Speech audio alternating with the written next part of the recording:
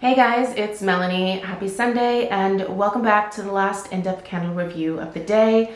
I hope you are having a wonderful evening. If you missed it a little bit earlier today, I did share two additional in-depth candle reviews.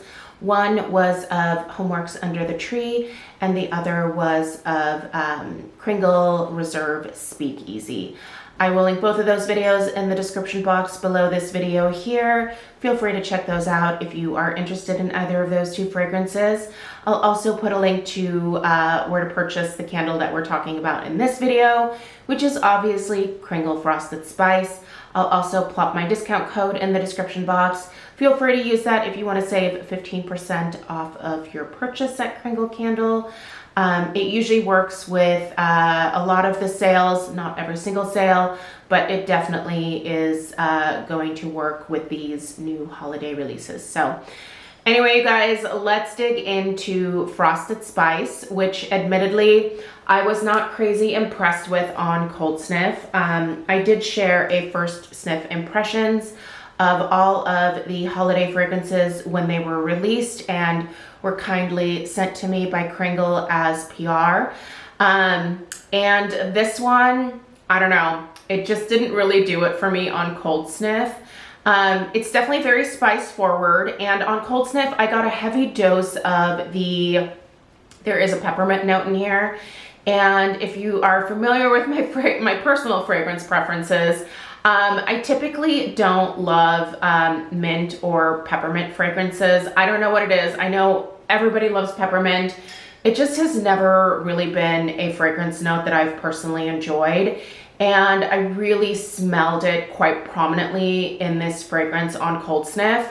However, I am trying really hard to reserve judgment these days on fragrances, only because I do think a lot of times a fragrance can really transform from Cold Sniff to post burn.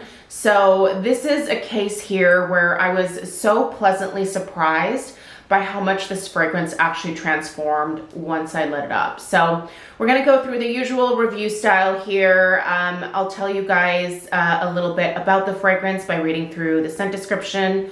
We'll read through the official fragrance notes. I'll tell you what my nose actually detects. We'll talk about the strength, the throw, and then any burn issues. So let's go ahead and dig in with the scent description first. All right, Frosted Spice.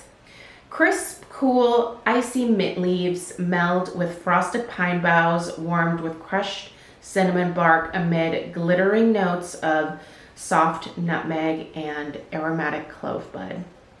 The top notes here are aromatic and spice. The mid notes are cinnamon and fir. We also have peppermint in the mid notes here as well. And at the base, we have mint and vanilla. So not only do we have the peppermint in here, but we also have mint listed. So what do I smell in this fragrance? First of all, the very first thing that you notice in here is definitely the spice profile. There is a healthy dose of cinnamon in here. I would say it's a borderline, slightly more spicy cinnamon note, but it's not overly spicy. It's not a true red hot cinnamon, but it's definitely starting to lean that way. It's not that like super soft, more like bakery Ceylon cinnamon. It is a little bit sharper than that, but it's not full on red hots or anything like that. So don't go down that route. It's a little bit softer than that, but still not a super soft cinnamon. There is a clove note in here for sure. It's actually not listed in the actual like spice notes here like the cinnamon is, but I feel like it's kind of in that top note, which is just listed as spice overall. So there is absolutely the cinnamon. There is definitely clove in here. There is a healthy dose of nutmeg as well. There is a really nice vanilla in here also. It definitely leans a little bit more vanilla bean than it does French vanilla. I do smell just a touch of like a fir balsam in here, but I think that like tree note kind of gets lost in the spices and the mint that we'll get into here in a second. But it is in there. So you're gonna have to kind of stick your nose in there to really pick it out, but it is present. In terms of the mintiness that's in here, I actually don't get a traditional mint note. Like it doesn't smell like spearmint. I think it's a very distinct peppermint for sure though. So the mid note of peppermint is very detectable in here. However, I think it's a lot more bearable because it is blended with the very prominent spice notes. So I think it takes a little bit of that like maybe icy coolness of the peppermint away. I think that's part of the reason why I don't like peppermint scents is they smell really cool to my nose, which I completely understand is the entire point of a peppermint scent. But I don't know, I don't like that. I don't like that effect of that like coolness, that cool feeling in my nose, I guess. I think that's why I mean, I will eat a candy cane any day of the week, right? It's not that I don't like the taste of peppermint or candy cane. I just don't really like the smell of it when it comes to home fragrance. So that's just a personal preference thing. If you like the peppermint, you're going to notice it in here, but it is nicely balanced by those spice notes. And then I think overall the vanilla and then that touch of balsam also kind of help to mellow things out a little bit more. So this is not an overly aggressive, overly spicy peppermint fragrance at all. It actually comes across as very warm, very cozy, welcoming, inviting. It's a beautiful scent. And I'm glad that well, obviously I did not reserve judgment when I first stuck my nose in it. I was kind of turned off by it. But I can tell you now that I've actually burned this one for a long time. I'm really actually enjoying it. So, and here's the thing, if you are looking for a stellar performance from a Kringle 2-wick in terms of strength and throw, I don't know that you could do a whole lot better than this one, at least in a 2-wick format. The strength of this is a solid 8, you guys. I don't know if that's because maybe I am a little more sensitive to this one, but I smell this one very prominently throughout, I would say, the bulk of the downstairs. It does pair really nicely with a lot of the other holiday fragrances that I've been burning for the last couple of weeks already. So it is a very pleasant, very lovely companion scent for a lot of different candles. So this could be a great one with it being that to add into your collection. Especially if you're looking for a little bit more spice, maybe with some of your other fragrances.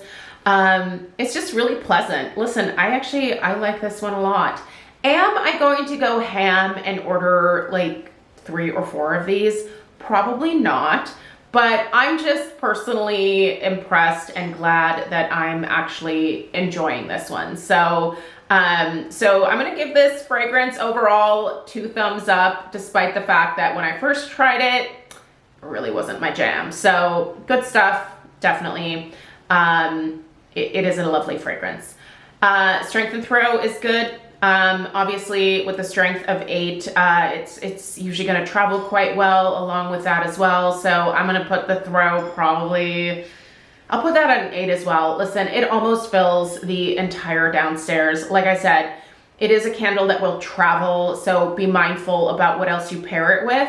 But because of this specific fragrance profile, I think it blends well with a whole host of other fragrances. You can burn this alongside fruity fragrances. You can burn it alongside other tree fragrances. You'll be able to burn it alongside other gourmands. I don't know how this would do maybe with the fresher scents, but everything else I feel like this could pair with quite nicely. So burn issues. I will say one thing that I've noticed about this one, and I'm gonna go ahead and turn this to the side here for a moment. Listen, prepare yourselves. I accidentally trimmed these wicks very, very short, but I have done this once before with this one and it did recover. So this is not the candle's fault. This is me using my old Yankee Candle wick trimmer and not realizing just how much I was nipping off these wicks. I'm telling you, it will correct itself. Don't gasp, because I know you're probably gonna wanna gasp. Look at those tiny flames. But look, it's still starting to pull out. Like these wicks that Kringle uses really, I think, are some of the best. There have been multiple times now over the last couple of weeks where I have trimmed the wicks on these, especially these 2-wick jars here, these classic jars. I've trimmed them way too short, and all I have to do is let the candle go for about 3-4 hours, and usually it will correct itself. So this is fine. But I don't think you can tell because of the lighting. It's a little, sorry, I'm filming this in the evening on Sunday, so it's a little dark already outside, but you can't really tell. But this wax color did change ever so slightly. You can kind of see that line of demarcation right there, I feel like. This will happen sometimes with certain fragrances from Kringle, and I find that it's usually the fragrances that have really concentrated holiday tree notes like balsam or fir, or sometimes with very spicy fragrances like the ones that are super cinnamon heavy. Sometimes those oils will cause the wax to change just a little bit in color, and you're definitely noticing that with this one here.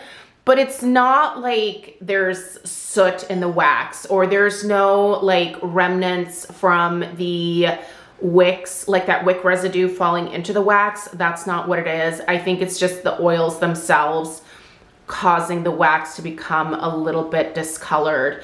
But that being said, nothing has affected this fragrance at all. It smells the same way now as it did when I first lit the candle to begin with. So, and you can see here, it still has a really nice clean burn otherwise, but the wax discoloration is definitely something that I notice. So again, it's not going to affect the performance at all, but it is something that is becoming a little bit more evident the more of these Kringle candles that I'm going through. So, but other than that, like, I don't have like a burn issue with this one. I trimmed the wicks too short. That's my problem. Other than that, it's been doing just fine. So listen, if you're in the market for this one, I think it's a great burn. It has a really strong performance to it. It travels, and it is a fragrance that is going to blend in so well with everything else that you're using this time of year already. So I'd say if you're interested, feel confident in going for this one.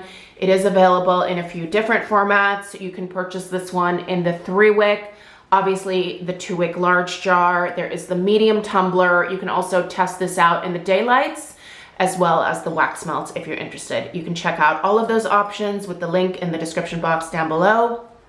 Let me know if you pick up Frosted Spice, what your thoughts are on it. I appreciate you guys being here, and I will see you this next week here for more of these in-depth fragrance reviews. We'll definitely be doing more of these on Tuesday and Wednesday, so stay tuned. Again, I appreciate you being here. Subscribe if you're new. Give this video a thumbs up, and I'll see you in the next one. Take care. Toodaloo.